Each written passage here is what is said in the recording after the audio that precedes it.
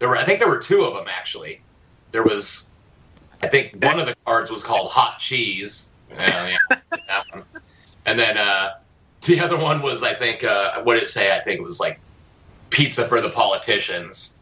And I'm like, yeah, it's just right. I mean, it's in your face right there. I mean, after a while, you just start seeing so much of it just being right in your face, and it just, I don't know. I mean, it all just starts popping out after a while because you just can't unsee everything.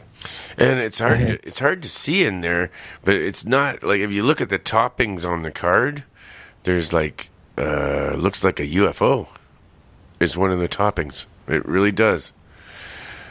I had pizzas for supper. View original. I hope it didn't have little tiny UFO people on it. Nice spot. I didn't notice that. That does look like a UFO on the pizza. Yeah, it looks like a UFO with two long-necked entities sitting in it. I don't know what else that could be. I don't know. It looks to me like, or a light bulb, but it looks more to me like a UFO. What else is in there? That's creepy almost, man. There's a satellite dish coming off the pizza. What the hell? Yeah.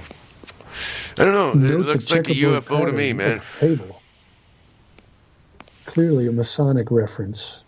Yeah, and with the game too, everyone gets, one Illuminati group that they start with, and then they all have a certain goal, and like for example, in one game, you're drawing cards, and you're basically adding off of that card. You're gaining cards and branching off of. So I basically had the CIA, the Men in Black, Republicans, the Federal Reserve, and I was pretty much, you got as America as you get right there. I had pretty much, I think it was like the Men in Black, the CIA, the Federal Reserve, Republicans. I think I had Texas as a card.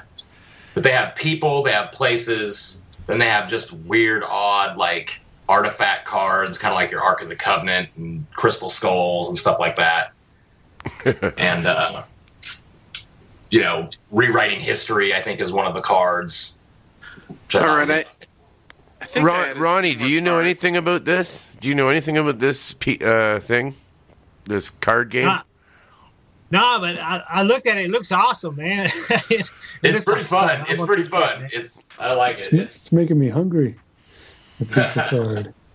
You know that whoever they are loves to hide their stuff right in plain sight. And I don't know if you're aware, but one of the most nefarious, diabolical Illuminatus entities is Planned Parenthood. And, everyone thinks that they're under fire by these right-wing folks, but in fact, they're the kingpins of the whole Illuminatus situation. They're implanting each and every female that comes in the door. Wow. And you know what I was thinking, that pizza, I was looking at it, and it looks like a mountain right in the middle of the piece, and I was just thinking, I wonder if it would happen if you took that and tried to superimpose some maps on top of that. I have a feeling there's more to that than you think. It looks to me like there could be a hidden map in that piece of pizza. It's like a slice of lunar terrain. Yeah, maybe, or it could be lunar. You're right, with the satellite dish and the UFO. That could be a piece of lunar.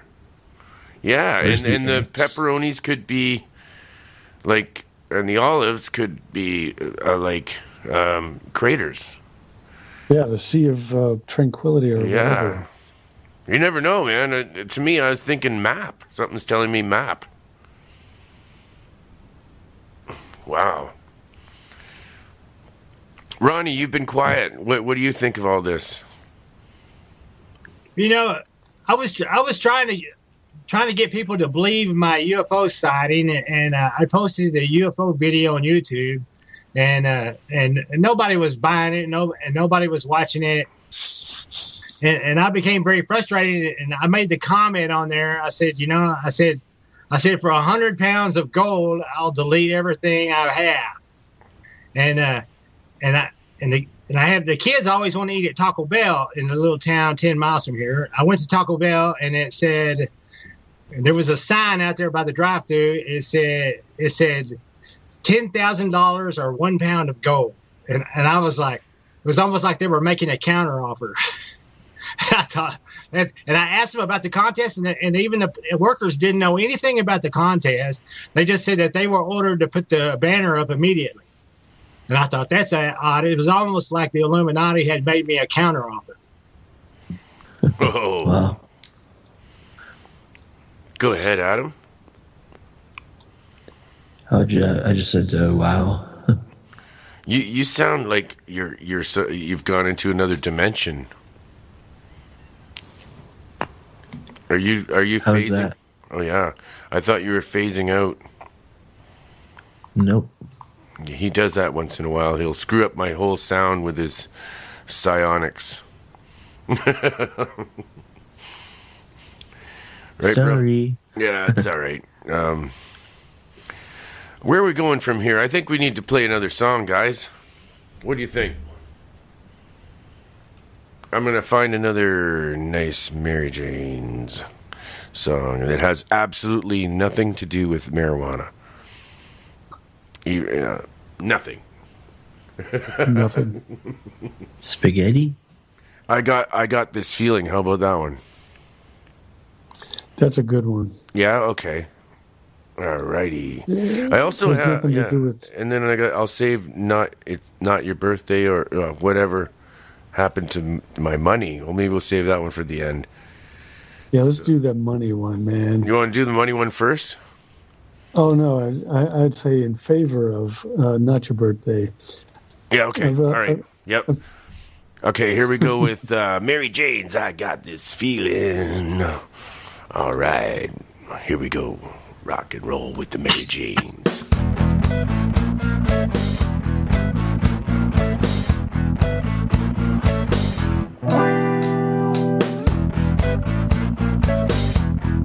Groovy. I got this feeling, I can't explain it, words can't describe it. You had this feeling, know what I'm saying? Nod at each other and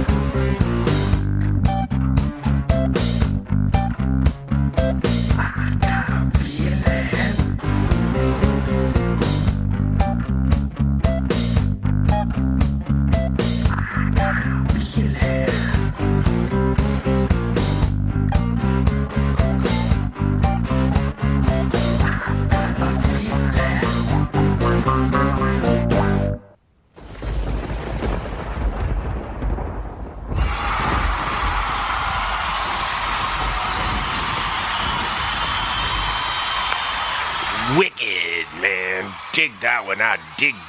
That one was groovy, man. Fantastic. Yeah. Woo. Ha ha. That one was hot, man. That was good. The guitar is what does it. You do the drums first, and then you put in the guitar. Yeah, well, I might get the riff idea first, but when I go to record it, I got to do the drums first because that's just the whole basis of everything else I got to record later. If you think about it, if I try to record the bass first or the guitar first, when you do programmed drums, they're always on time. So if I play, even to a click, if I play any other instrument first, if they go off at all, the drums come later, it's just going to sound like dog You'll get shit. off, yeah. Yeah, So so it's hard. You got to sit there doing the drums. You have to imagine the parts that are going to go on top of it while you're doing the drums. So you actually wind up arranging the song during the creation of the drum part. Yeah, welcome to my world, man. Ho, it's not easy. But the first layer, once you figure it out, and you kind of brainstorm between the riffs and everything going on, you put the drums down first, and then you have the timing, and then you add the guitar, and that's probably the fun part, huh? Yeah, that part's pretty fun. It takes me the fewest amount of takes to get the bass part usually, and things can change after that. I mean, but the drums don't change. The rhythm part might change a little, and but what takes me the most number of takes is always the guitar solo parts, unless it's a song I've been playing forever. Like there's one called Frozen Lakes that actually came to be in 1988. I've been playing it the same way ever since. So everything was, real easy to record. But when it's a new one, man, I'll just tear my hair out trying to get a good guitar solo part.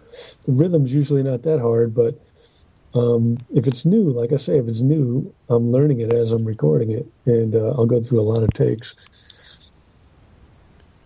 That's got to be fun for you, like putting down the guitar parts. Well, the fun part is listening back. Oh, I bet. That's the fun part. Mixing it's pretty fun, but that can be frustrating too.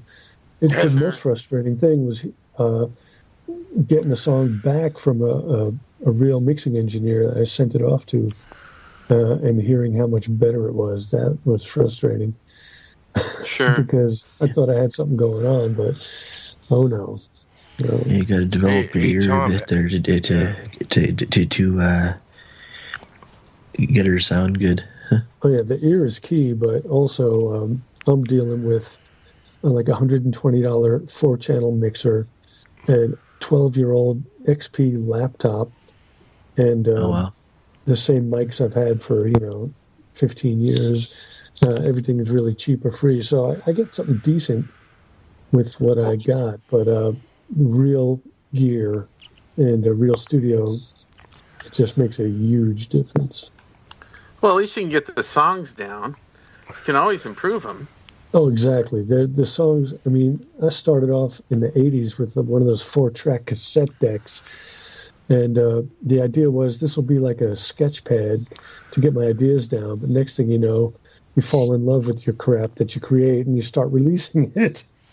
Right. Hey, I got a Tascam 688 that I just tossed out. I finally gave up on it. Yeah, I still have my old Tascam. I'm holding on to it because I have a bunch of rehearsals from like the late 80s with a bunch of great jams on it, and they've resulted in at least 1 or 2 songs already. And I know if I go through it and cull some more of those moments out of it, I can probably get some more, but I can only play them back on that Tascam. What type of Tascam model is it? It's the 412, whatever the hell. It's a 4-track cassette. Does it play at for the studio? Does it play at 9.6 speed? It plays at twice the usual. Okay, good. Cassette deck speed. So listen to me for a sec. I got some tapes that I cannot play, and maybe you could. I might just send them to you in the mail and see if you can play them. And then I've found a way. I could put them into the cassette deck and take XLR out into my external USB sound card, and then into my laptop. Using Audacity, I could turn them into stereo WAV files or MP3s or whatever. That's what I'm talking about. I did that with most of my stuff, but then the board is screwed. Now I can't do it unless I send that board in and get it repaired, and I don't think that's worth it. I don't know. Right. But I got a lot of stuff. I know someone must have one that I can play them on, so that's, yeah. It's a 4-track, right? 4-track cassette? Well, mine's an 8-track. It's actually, but it should still play. It should still play. You won't be able to separate the tracks as easily. You'll only they'll all be linked together. But it's as long as it plays. Yeah, the tape speed should work. That's for sure. As long as the tape speed works. I'd be interested to see if it plays, because they're very rare, and everyone I know, there was only a few people that even could figure out how to use those actually. The 680. I had a friend who had the 8-track one. It was kind of a rack mount deal, wasn't it? No, mine's a big board. It looks like a huge mixing board. Yeah. My friend had an 8-track cassette one, and it was rack mount, but I doubt he still has that.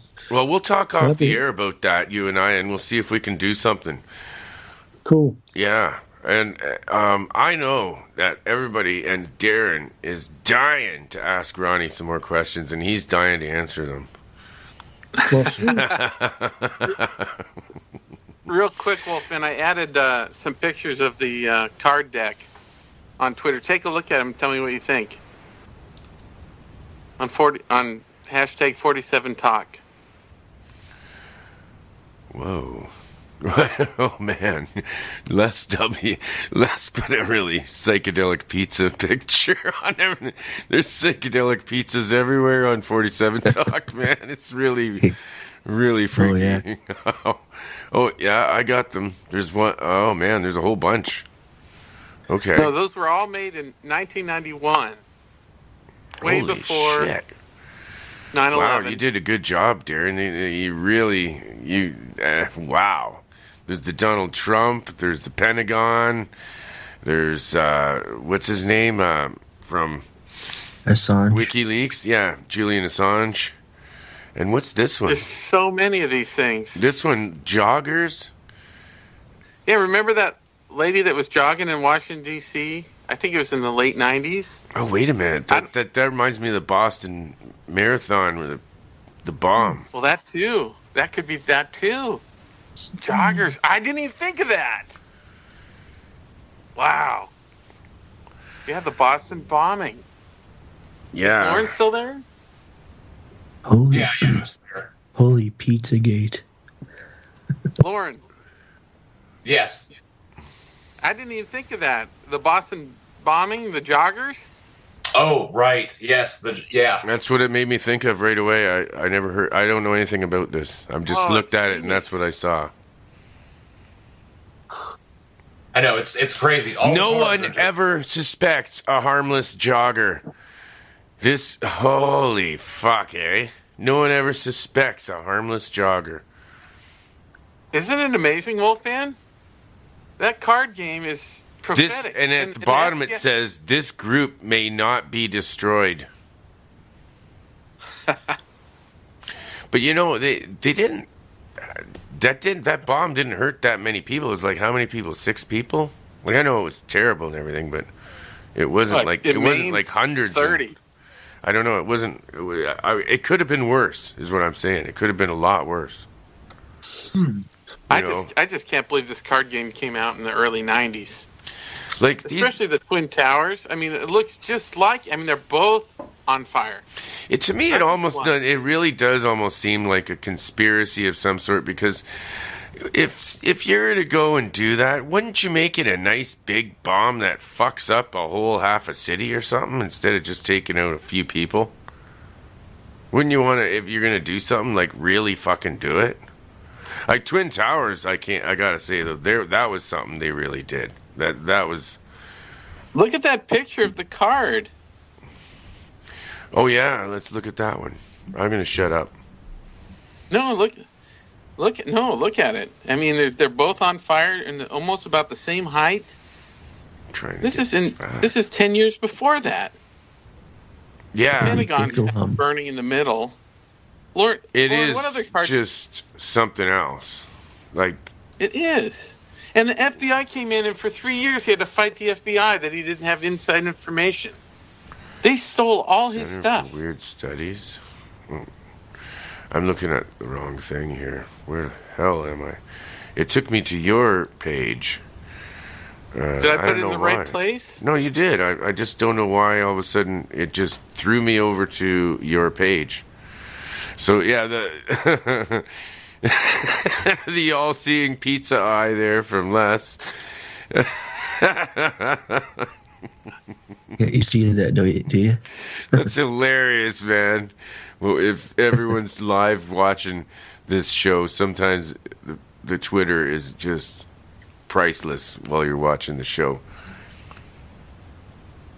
What should we do? Should we go back to Les Ron? W from DM Talk, everyone. Perpetual motion I thought those machine. Cards are just amazing. Lauren, did I miss any? I don't know. I wasn't checking out. Sorry, I'm kind of multitasking over here. Yeah. Okay. Welcome to my world, man. Far out. How many cards are in that deck? I don't know what the original. I think there were like 3 expansions that came out. I don't know what the total. All of them together. We need to talk to Scott, see if he'll come on, and I know he has quite a few of them. Yeah. He will tell you nothing. What the hell? Did you guys hear that? Should we go? Was that just me, or did I heard? That was an alien. I heard it. That was Ronnie. a thingy. The cards will make your brains sit up. Oh man, I know it's a conspiracy something because I'm hearing voices in my head now. Okay, what's the next card, Darren? Oh, are we? Oh man, there's too many, and it keeps jumping me the wrong place here. I don't understand that. This one, the perpetual motion machine. What do you guys think of that? I just think of Hoagland and that new machine he's got. I don't know. What's it say on the card? That's what I'm trying to read, and it keeps screwing up on me here. I don't know why it's doing that. Okay, I got it now. I got it now. It just disappeared. What the? It works. It really works. Oh yeah. And it just disappeared. And every time I keep pulling this card up, it's just I'm having trouble. Adam? It's the government. It looks like it says, it works, it really works, and 27 scientists have gone mad. So far, trying to something another one. Oh, to build. Build another one. Trying to build another one. Build another one. The group. Wow. The device Yeah, these are so weird. Yeah. Action tower. What the The group linked to this device gets 1 extra action power at the beginning of each turn. Well, Finn, I think we're the first radio show to talk about this card game. I don't know, man. Oh yeah. In no this one else kind has heard of it. I don't know. I've never heard of it. Yeah. Have you ever heard of it, Ronnie? No, I've never seen anything. What do you think of those cards, Ronnie? Where's the tower one? I can't find the tower one. The Twin Towers? Yeah. They're 2 right next to each other, the Pentagon and the Twin Towers. I put it there. If you see the one with Donald Trump, it's holy below it. shit! Yeah, man, that's down by the bottom where the pizza one is. It's just above it. Yes. Yeah, that one there. Look at that. Yeah, that one there. Everyone, look at that one more time. Check that out. And if you, I've seen this. Actually, he had another picture that he showed. You guys showed it to me. Where did I see that? Darren, you sent it in my phone, and it showed a picture of the Twin Towers beside that, and it's like fucking exactly the same. Yeah, there's like two sets of cards, but they were both done. Right, Lauren? Wow, and the Pentagon. What was that? Too. What was your question? Weren't there two sets of cards made between 91 and 95? Two different artists that put his thoughts on paper? Oh, I'm not sure. I mean, I know that, like the cards that I saw that Scott has, he has like the later, way later ones. So they're just the kind of, generic ones. The first run ones are the ones that have like the quotes and everything on them, which I thought was kind of interesting that the later version cards don't have those cool little quotes, which I think the quotes kind of gave a lot away, with those cards. And that card's kind of reading whatever they were insinuating, Those are worth a lot of money now too, aren't they? I think so. I can't remember. Scott, I said, had looked it up, and yeah, it'd be interesting. It'd be cool to have one of the original runs. Yeah. Sorry, guys, we lost Ronnie, and I just got him back. Yay, Ronnie. Yeah, man, we got to thank him because we're coming to the end of the show in 20 minutes. Hey, I have time to ask him about his Bigfoot experience. Yeah, go ahead. Ronnie, are you there? Yeah, can you hear me? Yep. Tell us about your Bigfoot experience. When was it? It happened over here just outside of town.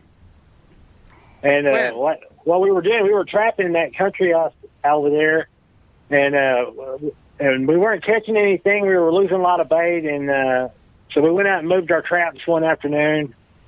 And while we were there, we decided we'd go check out an isolated frog pond that was kind of out in the middle of nowhere. You couldn't drive to it; you had to walk to it. So we were sneaking up there on this thing, going to try to get us some frogs. We had two 22 long rifle guns with us. And we're sneaking up on this pond, and we got to the pond, and there was just little frogs. There wasn't any big frogs. And from out in the woods a little ways away from us, something roared. And then we heard a great big branch break. And then you could physically see something moving through the trees at us. Oh, my God. Ronnie, was this before or after your UFO stuff? Excuse me? Was this before or after the Goblin UFO stuff?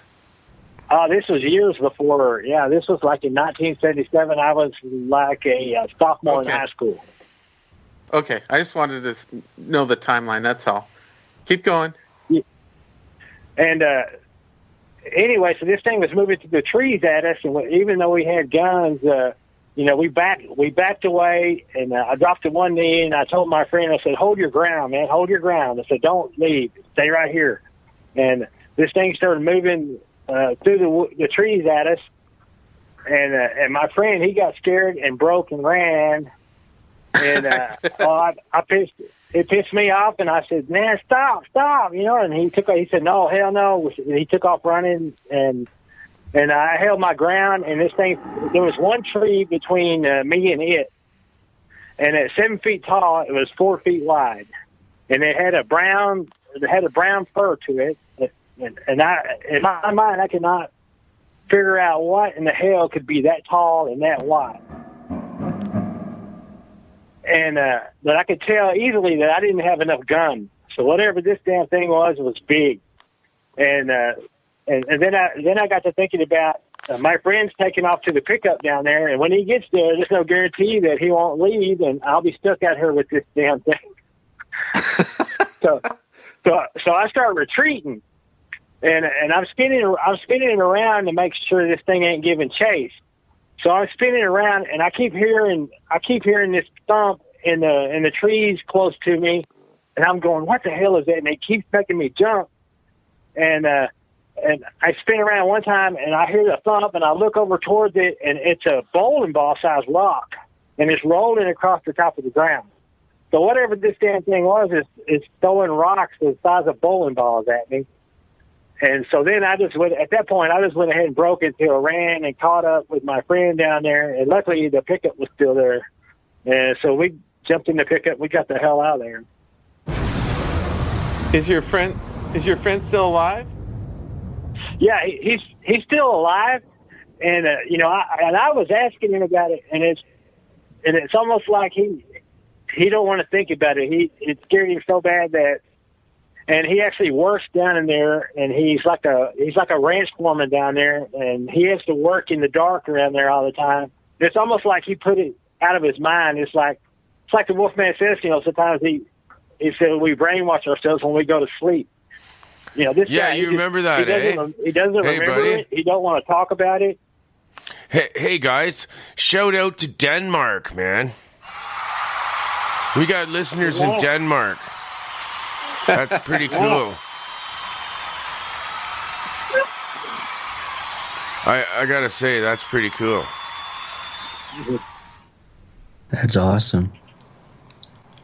What time is it in Denmark? I have no idea, but we win some, we lose some. That's what happens, right? Must be in the middle of the day. So Ronnie, okay. Ronnie, what did it look like? Its face. Gun you have. There's a couple years later, the Gorillas in the Mist movie came out. And and one of the big silverbacks was hiding behind a tree, and it looked identical to this thing. It gave me cold chills. It moved just like a gorilla. But way bigger and standing on 2 feet, huh? Yeah, it had to be standing on 2 feet, and at 7 feet tall, it was 4 feet wide. And it was moving just like a gorilla did in that movie. And I never could see its face, but it looked like I was looking at both of his shoulders at once. 4 feet across.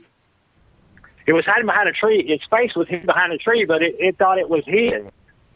But it wasn't hid. I could see both of his shoulders. Was it hairy everywhere, or was its chest? Yeah, it had a brown hair. It wasn't long hair. Of course, down here in Texas, man, it probably wouldn't have.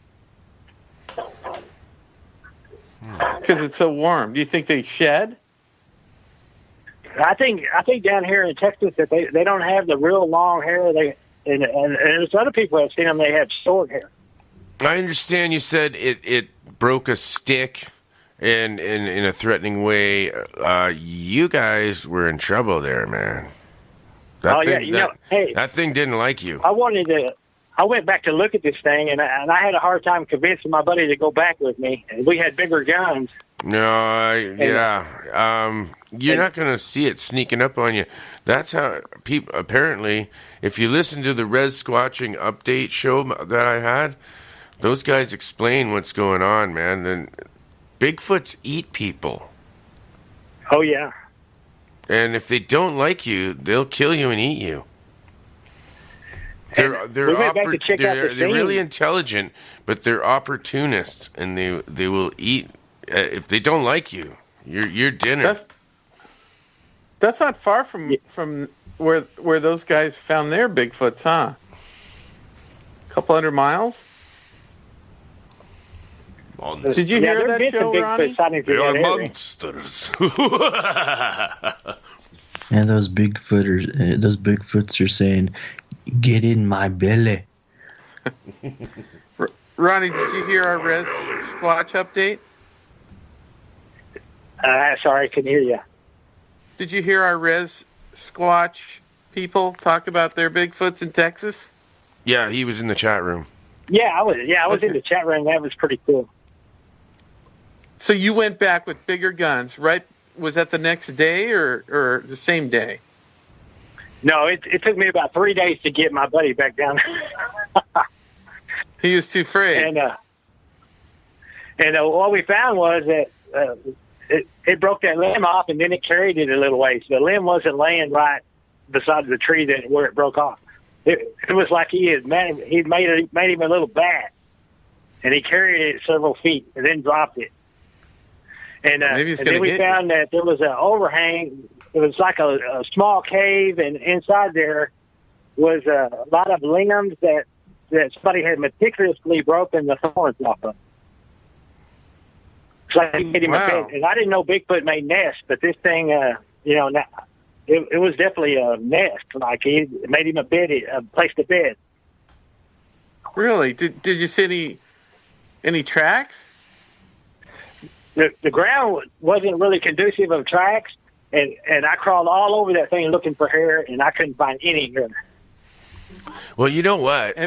I just got to mention, we got the producer here from KTLK, The Fringe Network, Digital Network, with us. Joe, are you gone? Hey, what's going on? Right on. Hey, Joe. Man, yeah. Welcome to the castle, man. Yeah, dude. After you guys gave me a tarot reading, I figured I'd put you in there. Right on. Do you got any? Ronnie, what? I was going to ask Sage, you got any questions for Ronnie? Yeah, I was going to ask you, dude, if you just put some gaming cameras out, you'd be a rich man. You know, like a trail pad or something, and just stick it out on some trees, capture some of this stuff. Oh yeah, this was back in 1977, and this whole country over here has changed now. There's high game fences and in small cities and hunters, and if there's a Bigfoot out there anymore, I can't imagine where he'd be hiding. Ronnie, have you ever gone back to that exact spot? You don't see it no more around anymore, huh? Yeah, the Ronnie, whole country has changed out here now. I mean, it's totally changed. Damn. There's houses there or something. Oh yeah, there's houses in there. There's 8-foot fences, and there's just tons of hunters living around there. They've got game cameras set up everywhere, and I just don't believe that there would be any more Bigfoot in that country around here now.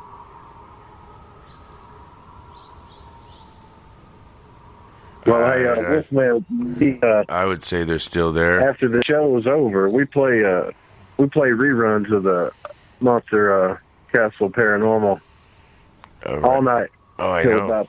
Till about sunrise. Right on, man. And all through the week too, right?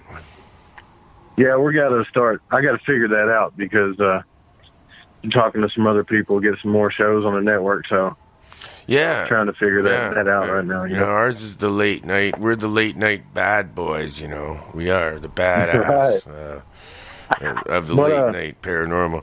We're the badass. Anybody can listen though through iTunes Radio. You know, TalkStream Live.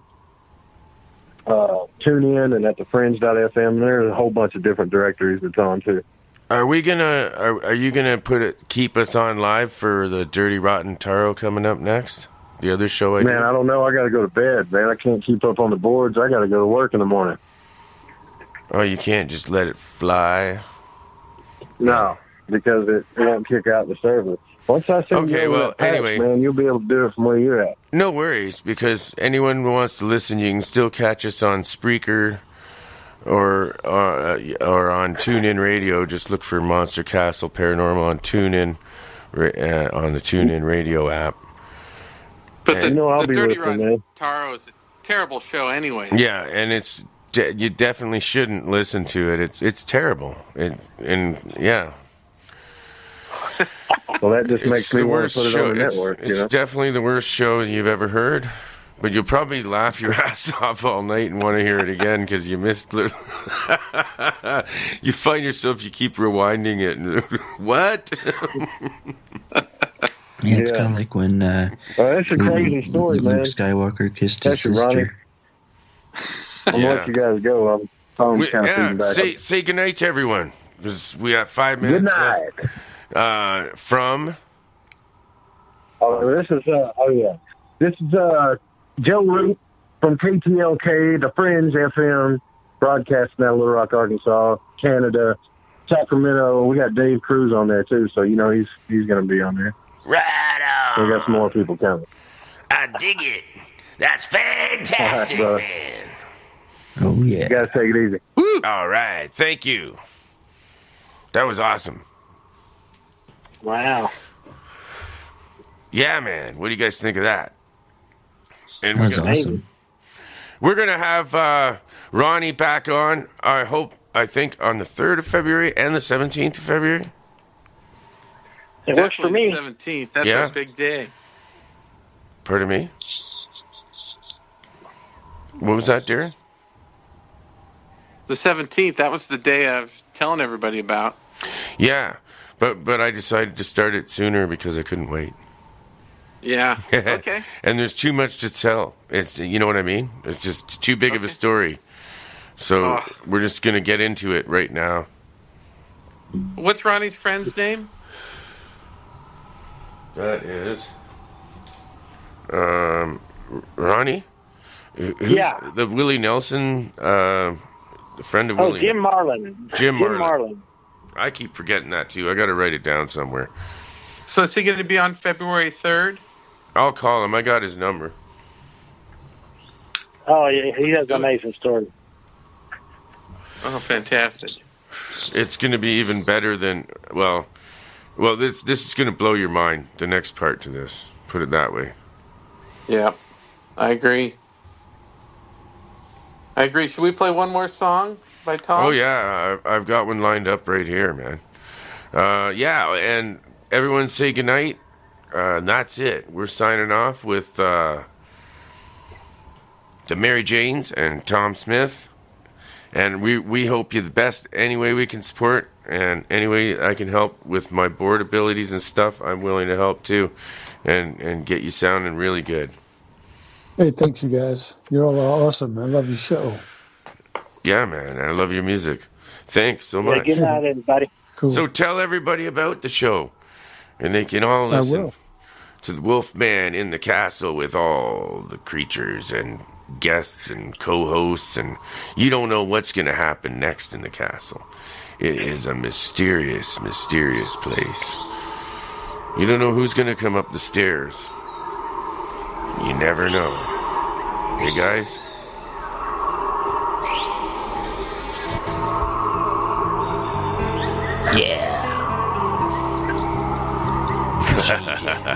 Does your cassette mechanism make a terrible sound like this? No, we're not going to do cushion eject. I'm just kidding. Although it would have been. Here we go. This is the Mary Janes, baby. Baby, rock it, roll, groove it, fantastic. All right, here we go. Should be. Oh. Yeah, I better turn the monsters down a bit so we can hear this.